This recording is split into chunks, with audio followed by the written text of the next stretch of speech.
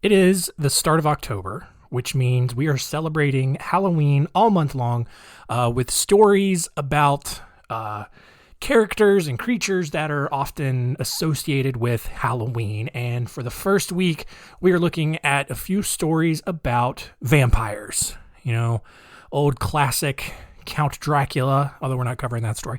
But other stories about people who either claimed to be or were extremely worried about vampires being real. It's Our Weird World. Our Weird World.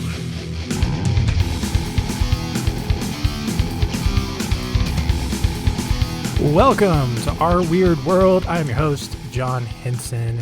And if everything went according to plan, I'm married now.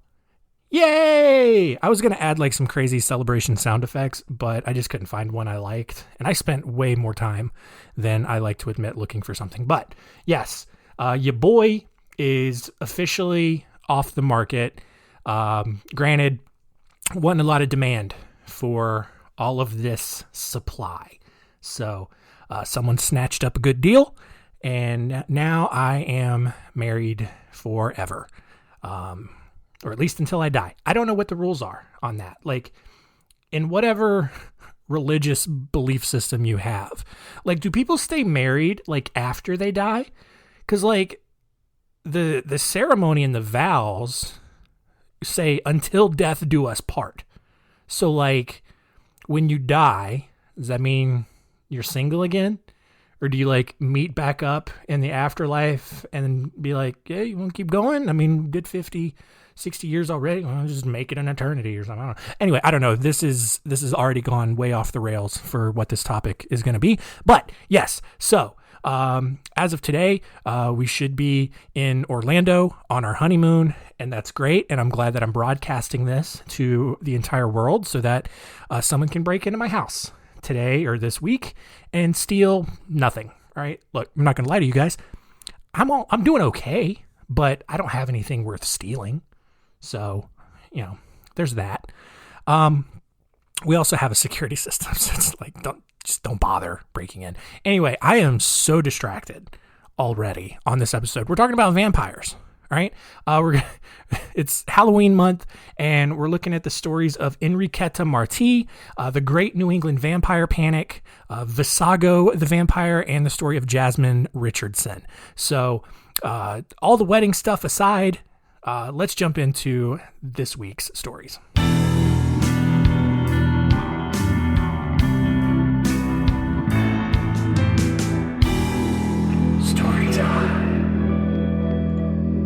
We begin with the story of Enriqueta Martí, who was born in 1868 during a massive population boom in Barcelona, Spain, thanks primarily to a rush of immigration from northern Africa.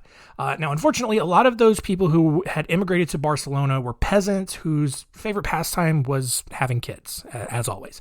In El Raval, one of the poorest districts in Barcelona, then and may still be today, I think, it was completely normal for 40 to 50 people to live in a single house.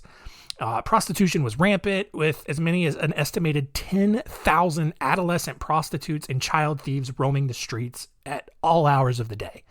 El Raval was the city's prostitution center and the top export of prostitutes and pornography in all of Europe.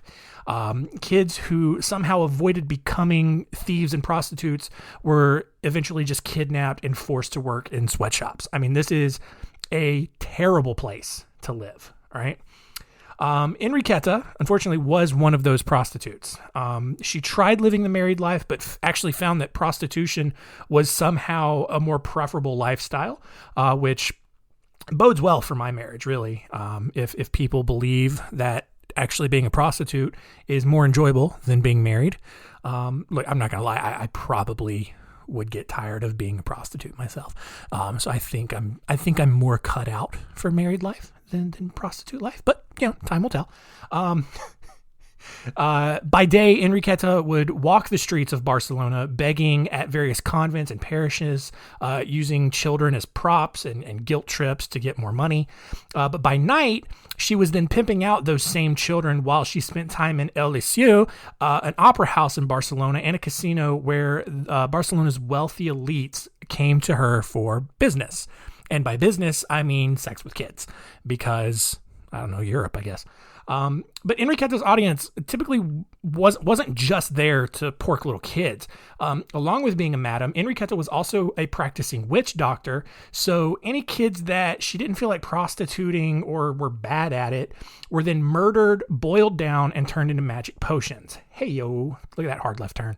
Enriqueta's special concoctions were mainly used to treat tuberculosis, which was one of the most feared diseases of the time and something that nobody really understood how to treat. And so people were doing crazy stuff like this to try to cure it.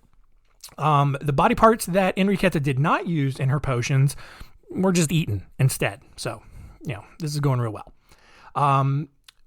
Enriqueta, known by now in her underground black market potion ring as the Vampire of Barcelona, which is why we're putting her in this week's episode, was arrested in 1909 during Tragic Week, which was a week-long period of unrest among Spanish anarchists and working poor. However, her connections to Barcelona's elite got her out of standing trial for all of the child murder. Enriqueta is arrested. She is charged with all of these murders. They know she did it, all right? They don't know how many she's done at this point, but they know she's killing little kids. And because she is so well connected to the higher ups, she's got that whole Jeffrey Epstein, Bilderberg elite circle going on in Barcelona, and they get her out of prison and they get all the charges dropped for her. 3 years later, a curious neighbor spotted Teresita Guitart Congost inside Enriqueta's loft after Teresita had been missing for 2 weeks.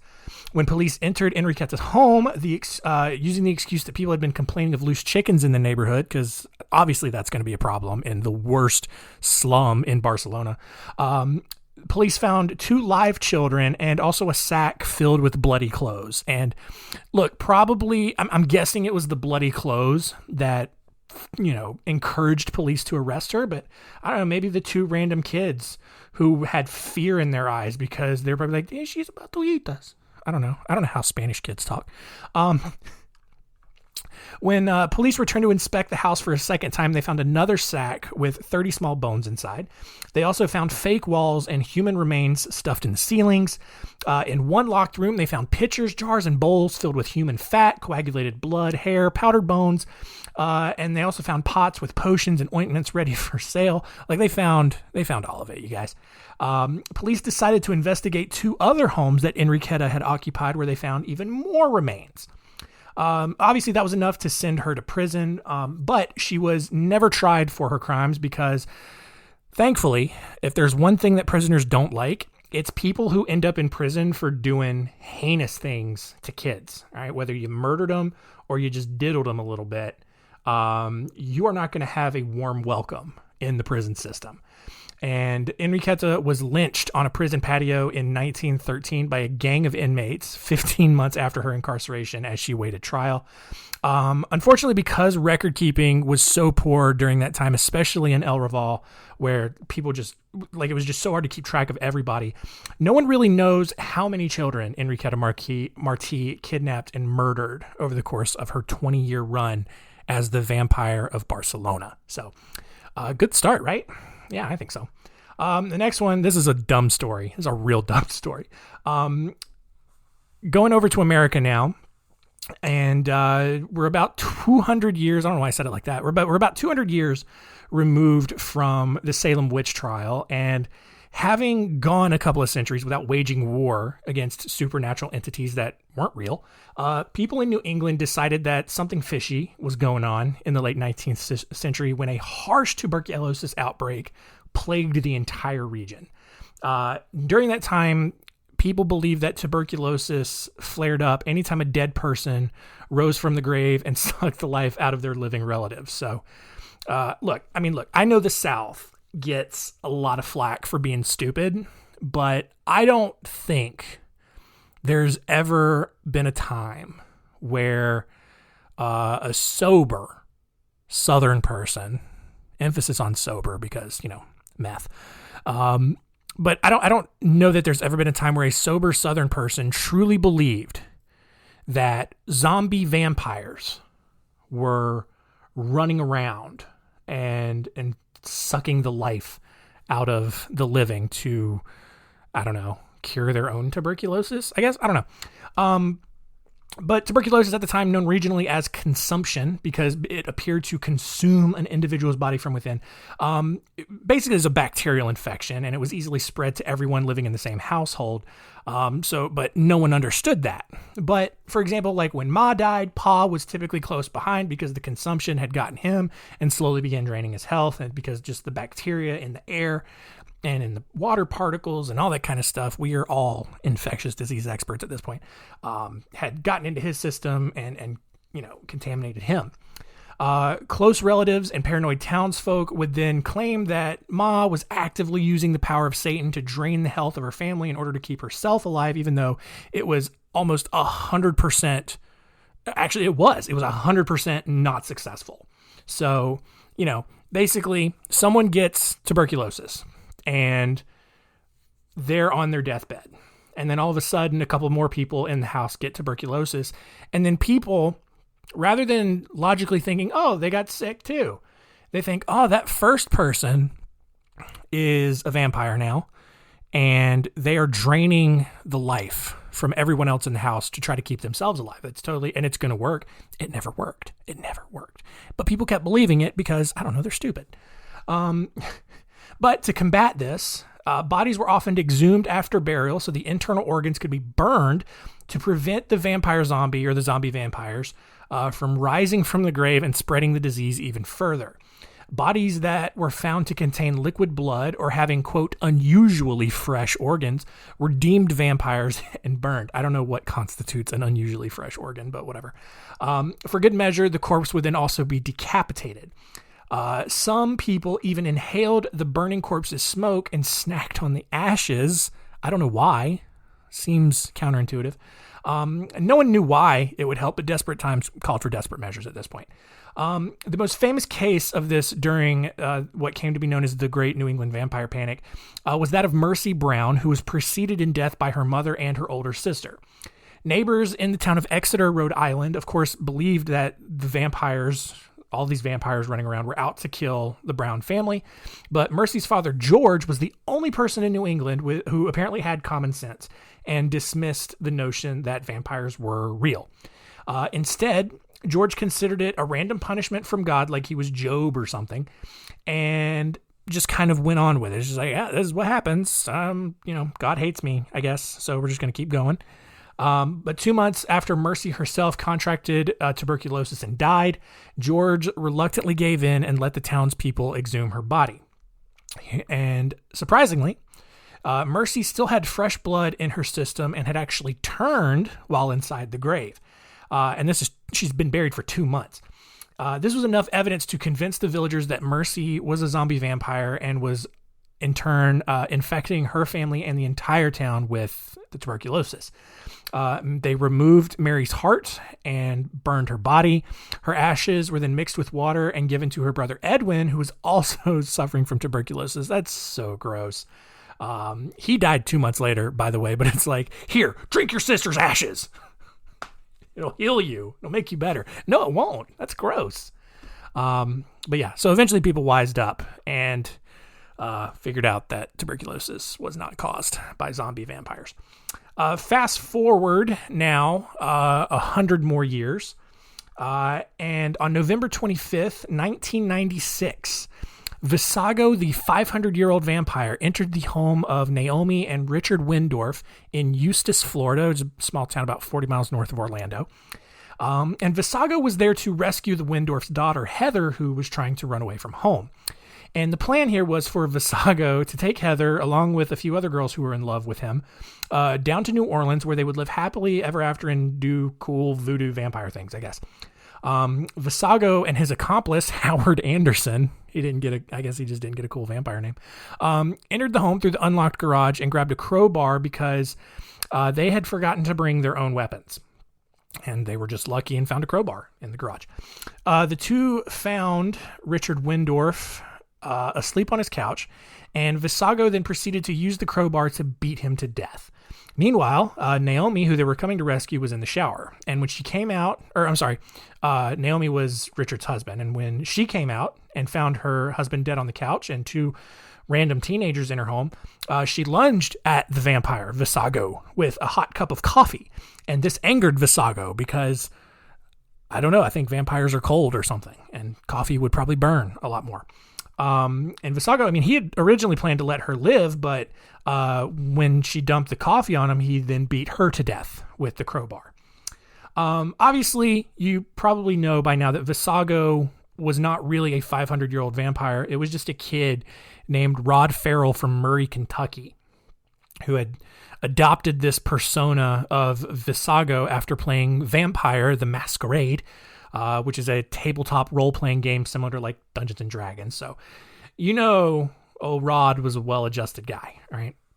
I've never heard of this game, but if you've heard of Vampire: The Masquerade, there's a good chance we won't get along because, I don't know, it's just weird. Like, board games are fun. Don't get me wrong. All right. I will play, I don't know, like Trivial Pursuit or Clue, maybe. I'll play Guess Who, whatever. But like the people who are like super into board games, who have like a ton of them and always play that, like that's their default entertainment over like something normal like TV or reading, even reading.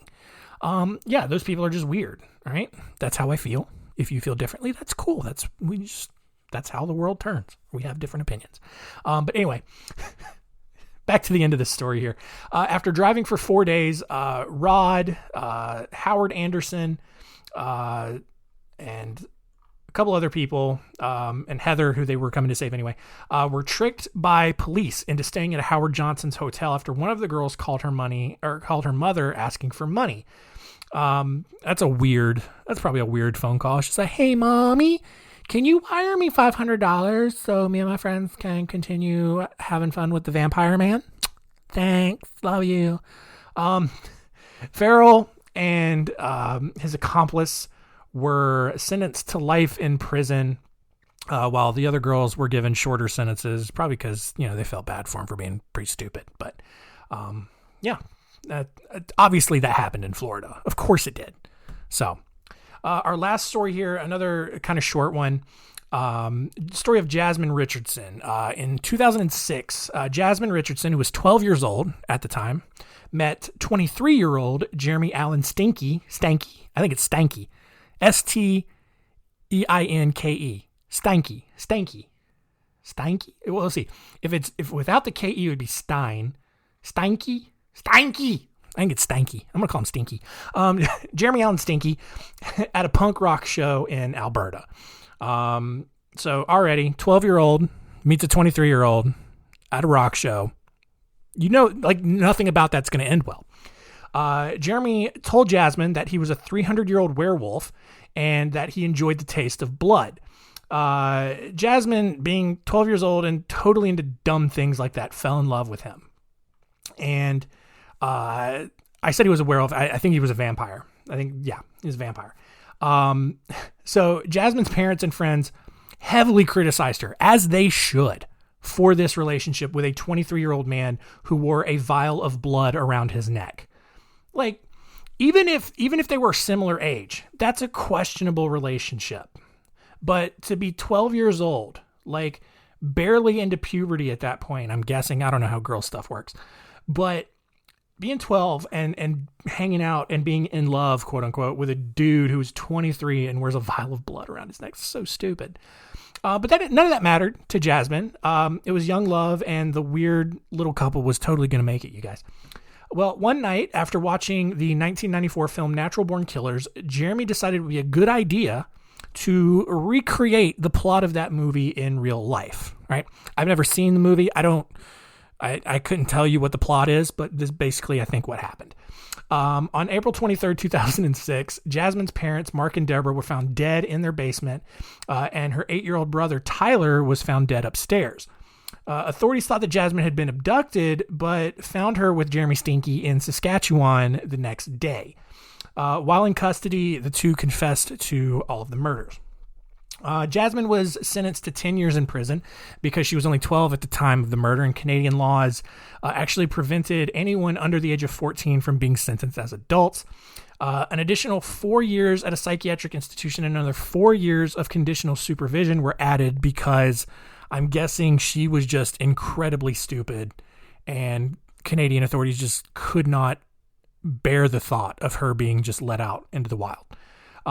But she completed her sentence in May 2016 and was released from all other court-ordered conditions. Jeremy Stinky, on the other hand, was given 3 life sentences for the murders, but was actually made eligible for parole after 25 years. I don't know if he ever was granted parole, but he's at least eligible for it right now, so that's cool. And that is going to end today's stories.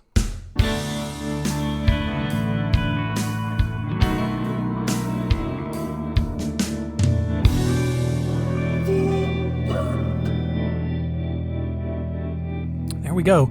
Week 1 of Halloween month is done, and we learned about some vampires. So that was fun.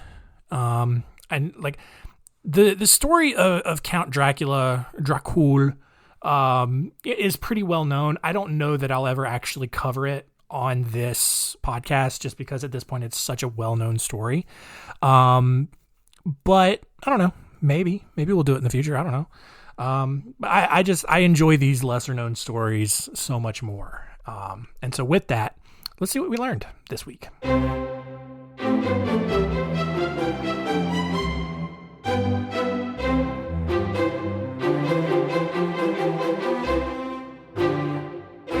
What did we learn? Number 1, Enriqueta Martí could actually be one of the most prolific serial killers of all time. A huge cannibal. We just don't know because the record keeping was so poor. There were so many kids being born in El Raval at the time that there's just so many people that have been lost to history forever. And we'll never know how many people or how many kids really that Enriqueta murdered and boiled down into potions and or ate. Number 2, people in New England thought that zombie vampires were running around and sucking the life out of people, and that's pretty stupid. All right. And I mean, really, like, you think the South is dumb? I still will fight you on this, that like, sure, the Northeast has Ivy League schools. I get that. But the South has good colleges too. All right.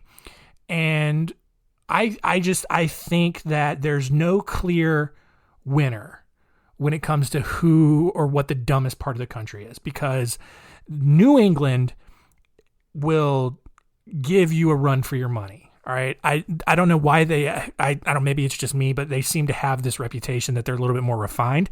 No. No. New England people are just as dumb in general. Not every New Englander is dumb. I understand that.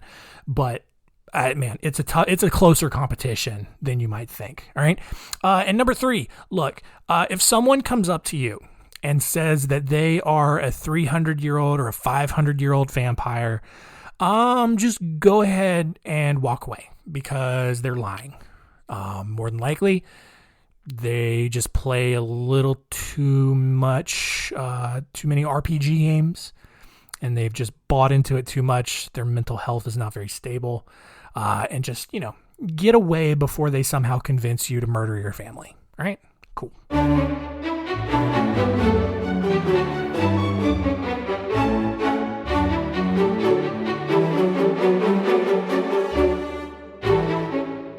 Next week on Our Weird World, we continue our Halloween theme with stories about monsters. Just a blanket statement about monsters, very general category. But it's going to be a huge episode. I have 6 stories, mostly because they're pretty short, because there's not a lot of evidence to support them. But we're going to look at them anyway, and we're going to suspend disbelief, and we're just going to pretend like monsters are real. All right? But We are going to look at the stories of the Beast of Bray Road, the Barden Booger, the Flatwoods Monster, the Beast of Bladenboro, the Skunk Ape, and the Lizard Man of Scapor Swamp. So, big episode next week. Really looking forward to it. Fun little stories about monsters. That's going to do it for this week. Thank you for listening. How about you do this? All right. How about you go over to Apple Podcasts? If you're on an Android, screw off. I don't really care about you. I'm just kidding. But if you're on an Apple, go to Apple Podcasts where you downloaded this show to begin with and leave a review. All right. If it's a 1-star review, that's fine. All right. I actually find those hilarious and am more likely to read them on the show than a 5-star review. But don't leave a 1-star just to be mean. Well, if you really hate the show, fine, do it. I don't care. But regardless, please leave a review. If you like it, cool. But it would be great to build those up. And so I don't think it takes a whole lot. You just push the stars and then it asks if you want to leave a review and you hit yes and then you type some nice words out. So that would be great. Would really appreciate it. You consider it a wedding gift from you to me. But that would be pretty nice. So thank you all for listening. Keep telling all your friends and then tell them to leave a review. We'll just keep doing something like that, I guess. But always keep it weird.